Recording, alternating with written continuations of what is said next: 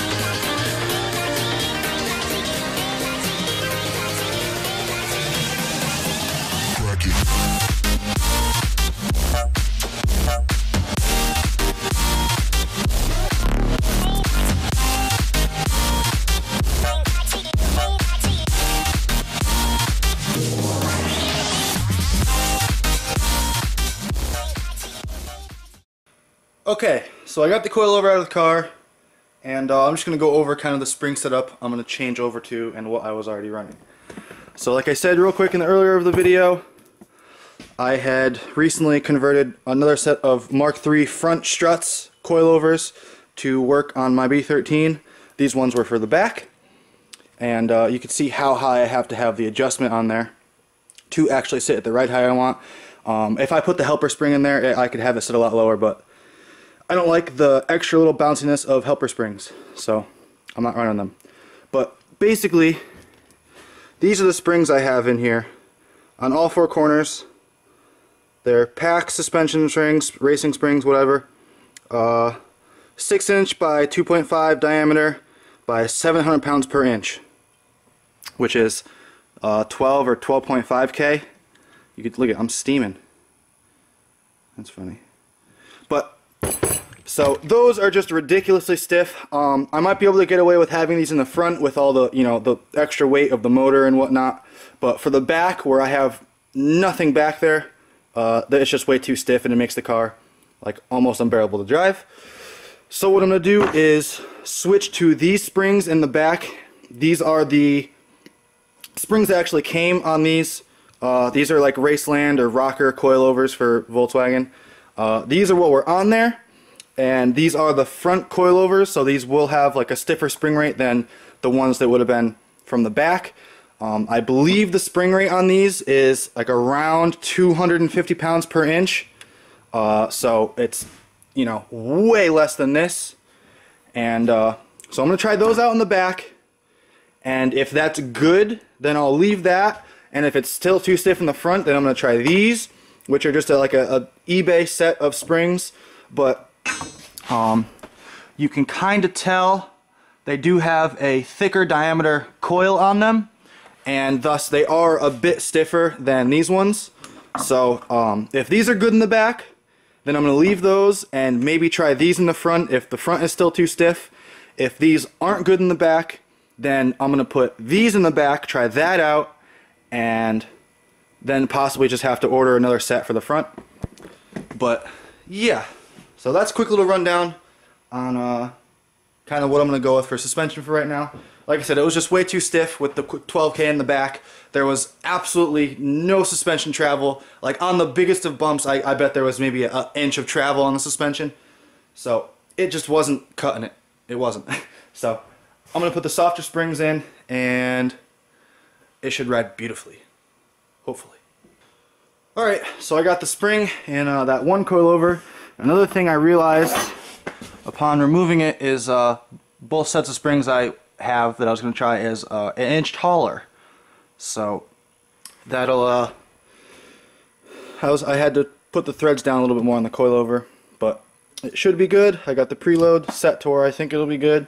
There's some tension on the spring there, so yeah, I'll throw that in, do the other side, and then give her a shot. Alright, so I got both sides of the car on the softer springs.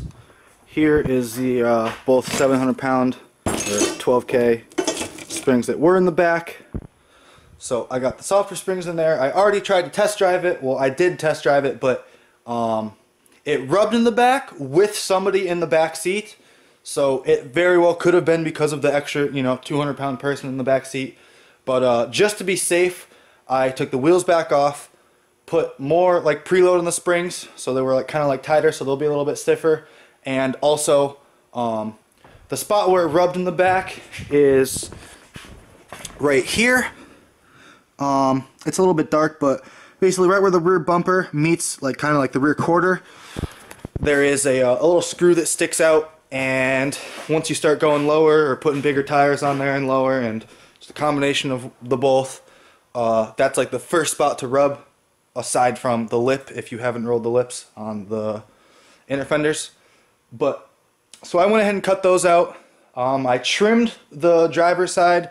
Passenger side, you saw a zip tie on there. I went a little bit too far and the screw fell out, so zip tie's gonna hold that on for now. But so it shouldn't rub anymore, so that should be good to go.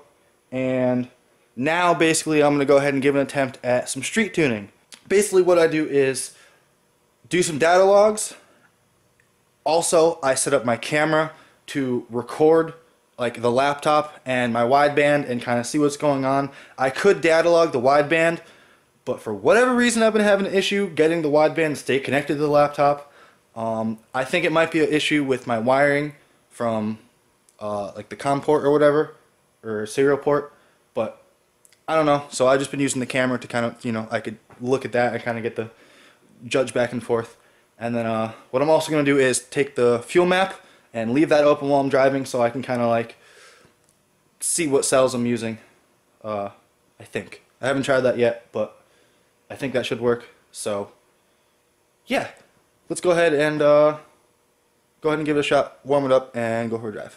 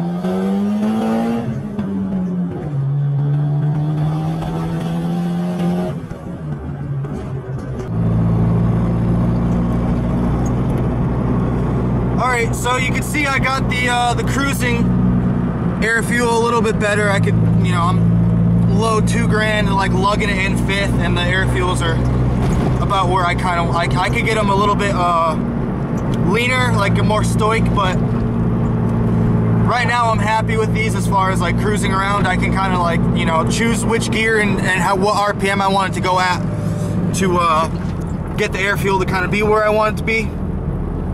And yeah, like it's cruisable now at this point, so I'm happy.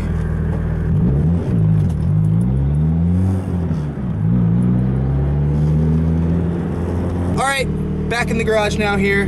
Laptop died, so that's gonna be it for now, but I got some progress done. I tried like 3 different tries, I think, 2-3 different tries, and I don't know, I got it to be a little bit less rich at wide open throttle. It's like 10s now, so that's all right. I can get that to go up a little bit more. And cruising is around 12 to 14, depending on like the cruising condition, like what RPM, how much load. So I have a little bit more work to do with that. And idle, once fully warmed up, it idles really high still because I don't have the idle air control valve wired in properly. I actually, well, I think I do, but I'm not sure if I do. So it's switched off right now. I have the power for the idle air control switched to that. But if I turn it on, it goes wicked lean. If I turn it off, this is about where I can get it. So I'll do a little bit more work to that, try and get it to go down a little bit, and maybe richen it up a little bit. But 16 AFR isn't too bad. But sometimes when you're cruising, like coming up to stop signs and stuff like that, it'll be more like 18, 19. So I would like to just fine tune everything a little bit more. So yeah. Go ahead and shut her down here.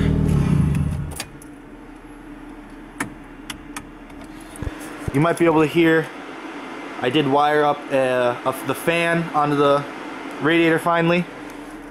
And yeah, let's see, I just put 17 miles on her. So, still kind of just breaking in the motor. I gave it a little bit of the beans tonight, but that was after. Like it was the most I've ever gotten into it, I did tonight, and that was after driving around for a while and just making sure that everything kind of looked good, and trying like 2 different, like I said, 2 or 3 different tunes. I can't exactly remember. I know I tried 3 today, but I think I only put 2 on film. I think the first one was when I just went and I tried to adjust for idle and stuff like that. But yeah, so it's going. I don't know. We're getting there. You can see here we are. No fires in the engine bay. Nothing's glowing red. I didn't, you know, coolant temps stayed about where I'd want them. When I get into it a little bit, the temps will get up, you know, into the 200 area. Actually, no, that was the other day with the fan off. With the fan on, I think the hottest I saw the temps get was like 190, 195 maybe. And then it'll dip back down once the thermostat opens back up, and once you kind of keep cruising or whatever. So that's not too bad. We'll see in the summertime. But it's you know, 20 degrees out right now. So in the summertime, I might have to deal with at the very least a little bit better ventilation towards the radiator, since it's kind of like all the way over the side right now. It's not really getting the best airflow. If not, get a bigger radiator. So, but that's going to do it for this video. The suspension feels a lot better also now too. It does not rub anymore, and it's still pretty stiff, but it feels a lot better when you hit a bump. You can feel it actually kind of cushion and do a little bit there, so that's really nice. And yeah, got a little bit of tune worked on, whatever you want to say. And yeah, so made a little more progress on the Sentra today. That's going to do it for this one, guys. Definitely subscribe if you're new here. Stay tuned for more Sentra stuff. And I'll see you guys next time.